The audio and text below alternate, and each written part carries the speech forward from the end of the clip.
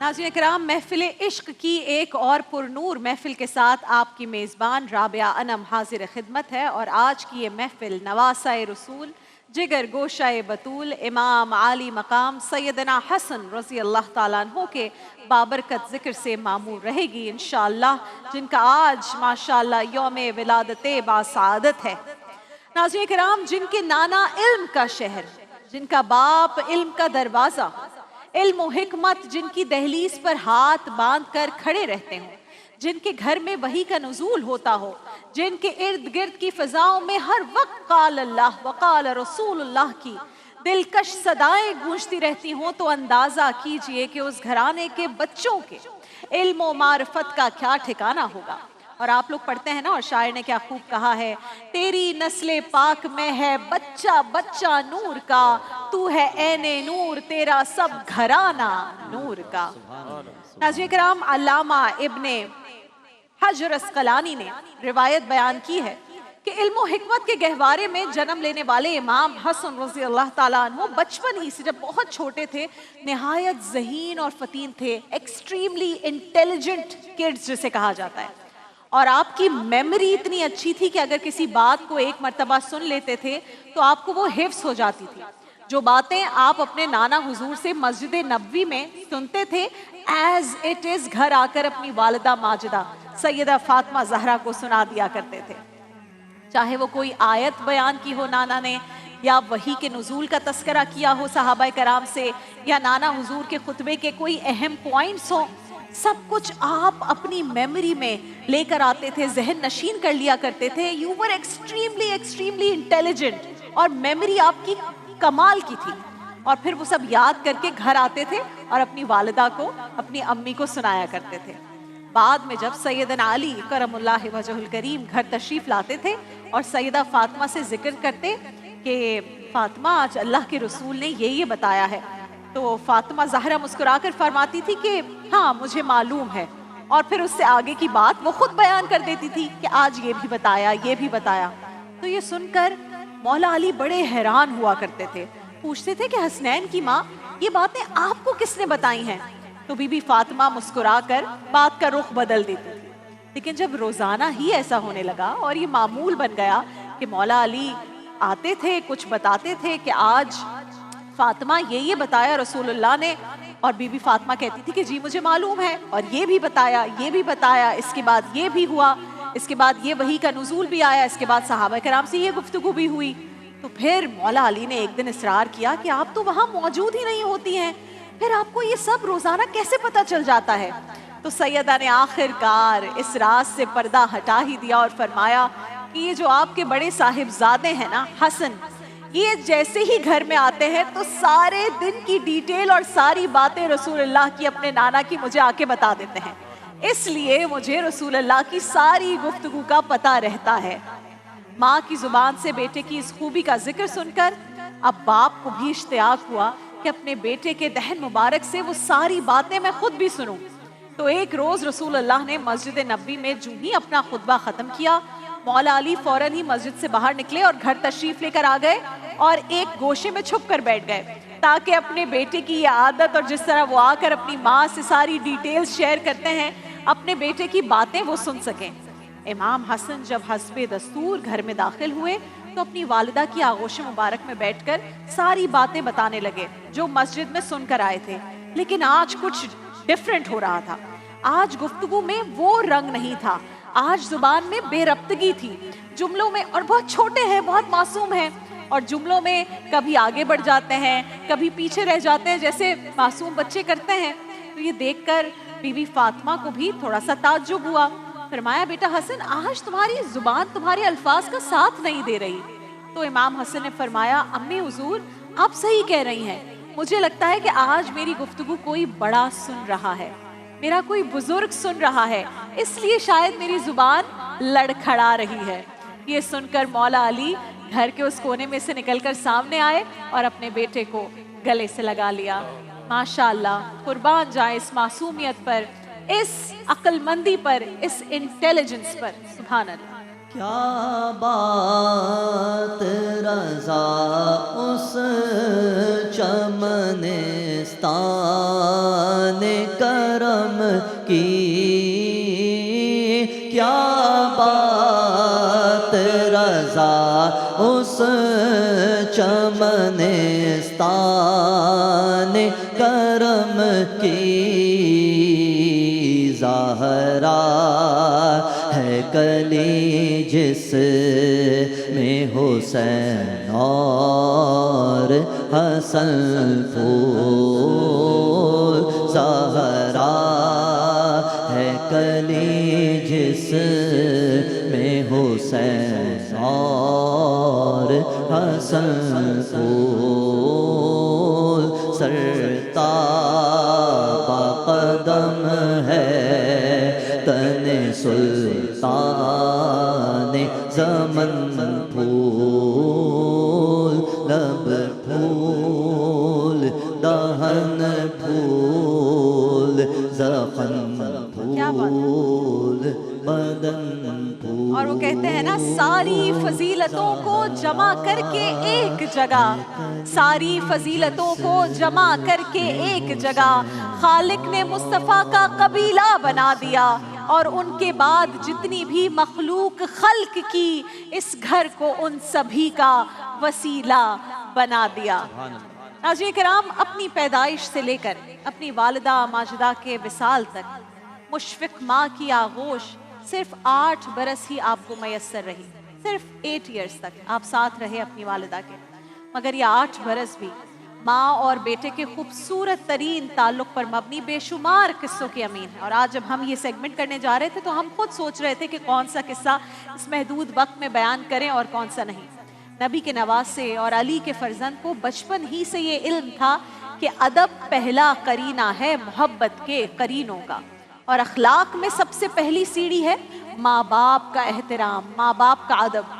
امام حسن رضی اللہ تعالیٰ عنہ فرماتے ہیں کہ لوگوں، میں نے کوئی طویل عرصہ اپنی والدہ محترمہ کے ساتھ نہیں گزارا. 8 سال کا تھا جب میری والدہ وصال فرما گئی تھی. پر شیر خدا کے بیٹے کی بات سنیں کیا فرماتے ہیں ناظرین کرام. امام حسن فرماتے ہیں کہ لوگوں، میں جب تھوڑا بڑا ہوا اور مجھ میں تھوڑی سمجھ بوجھ آنے لگی تو میں نے کبھی اپنی ماں کے ساتھ ایک تھالی میں یا ایک پلیٹ میں، جیسے ہم کہتے ہیں، کھانا نہیں کھایا. کسی نے پوچھا کہ حضور ساری دنیا کھاتی ہے تو آپ نے کیوں نہیں کھایا؟ غور کیجئے گا کیا فرما رہے ہیں امام حسن. فرماتے ہیں مجھے ڈر لگتا ہے کہ کہیں ایسا نہ ہو کہ جس لقمے کی طرف میری ماں اپنا ہاتھ بڑھانے لگے کہیں میں وہ نہ اٹھا لوں، کہیں بے ادبی نہ ہو جائے اور میں کسی اجر و ثواب سے محروم نہ ہو جاؤں. میں نے اس حد تک بھی اپنی ماں کا احترام کیا ہے. اللہ اکبر. ایک دن ناظرین کرام سیدہ فاطمہ اپنے دونوں شہزادوں امام حسن اور امام حسین کو لے کر نبی کریم کی بارگاہ میں حاضر ہوئی اور عرض کی کہ یا رسول اللہ میرے بچوں کو کچھ عطا کیجئے. حضور اپنی بیٹی کی، اپنی چہیتی کی، اپنی لاڈلی کی یہ بات سن کر اٹھ کر بیٹھ گئے کہ میری اس لاڈلی نے تو آج تک کچھ مانگا ہی نہیں، یقیناً آج بھی اپنے بچوں کے لیے کسی دنیاوی نہیں بلکہ روحانی نعمت کی طلبگار ہے. یہ سوچ کر ناظرین کرام آپ نے رسول اللہ نے اپنے ایک کندھے سے امام حسن کو لگایا، دوسرے کندھے سے امام حسین کو لگا لیا. منظر امیجن کیجئے. اور پھر رسول اللہ فرماتے ہیں فاطمہ یہ جو میرا حسن ہے نا اس کو میں اپنی ہیبت اور سخاوت دیتا ہوں، اور فرمایا یہ جو میرا حسین ہے نا اس کو میں اپنی جرت اور سرداری دیتا ہوں. سبحان اللہ. فرمایا فاطمہ میرا حسن بہت سخی ہوگا.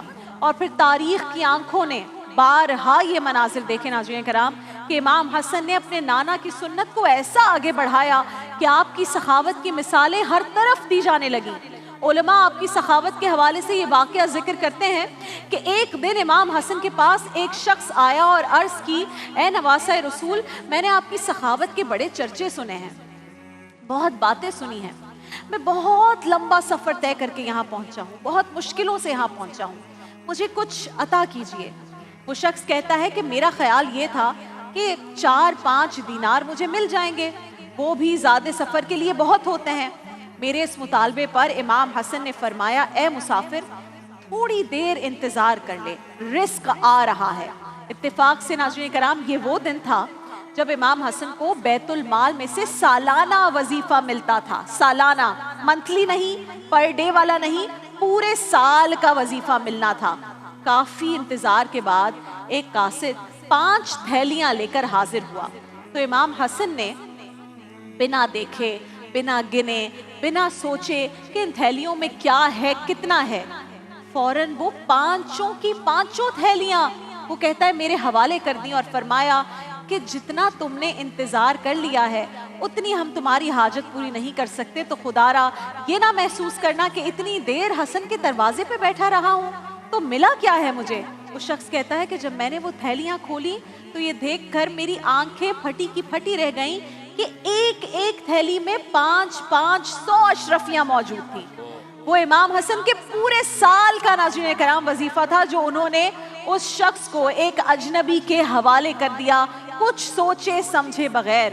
وہ شخص کہتا ہے کہ میری آنکھوں میں آنسو آ گئے، ایک نظر ان اشرفیوں کو دیکھتا جا رہا تھا اور دوسری نظر امام حسن پہ ڈالتا جا رہا تھا، اور دل ہی دل میں یہ کہہ رہا تھا کہ اگر حسن ابن علی اتنے سخی ہیں تو محمد عربی کی سخاوت کا کیا ٹھکانہ ہوگا۔ اللہ اکبر، اللہ اکبر، اللہ اکبر۔ حسن مجتبیٰ سید الاسقیاء راکب دوش عزت پہ لاکھوں سلام۔ منگتے خالی ہاتھ نہ لوٹے، کتنی ملی خیرات نہ پوچھو، منگتے خالی ہاتھ نہ لوٹے، کتنی ملی خیرات نہ پوچھو، ان کا کرم پھر ان کا کرم ہے، ان کا کرم پھر ان کا کرم ہے، ان کے کرم کی بات نہ پوچھو، صلی علی نبینا صلی علی محمد ناظرین کرام، سن 50 ہجری میں اس شہزادے کو جنہوں نے حضور کی آغوش میں عمر گزاری، جو اللہ کے حبیب کے کندھوں پر سواری کیا کرتے تھے، اس حسن ابن علی کو زہر دے دیا گیا۔ مورخین لکھتے ہیں کہ زہر اتنا مہلک تھا، اتنا جان لیوا تھا کہ آپ کے دہن مبارک سے لہو جاری ہو گیا۔ آپ کے چھوٹے بھائی سیدنا امام حسین حاضر ہوئے، بھائی کو جانکنی کے عالم میں دیکھا تو ہاتھ تھاما اور ہونٹوں سے لگا لیا اور زاروں قطار روتے ہوئے پوچھا، میرے بھائی حسن بتائیے آپ کو یہ زہر کس نے دیا ہے؟ چھوٹے بھائی کو روتا دیکھ کر، اس زہر کی تکلیف کو بھلا کر امام حسن خود بھی رو پڑے اور فرمایا، حسین میری مجبوری ہے، میں آپ کو نہیں بتا سکتا۔ عرض کیا کیوں نہیں بتا سکتے بھائی؟ فرمایا اس لیے نہیں بتا سکتا کہ اگر وہ نہیں ہے جس پر مجھے شک ہے تو پھر کسی بے گناہ کا نام کیسے لے لوں؟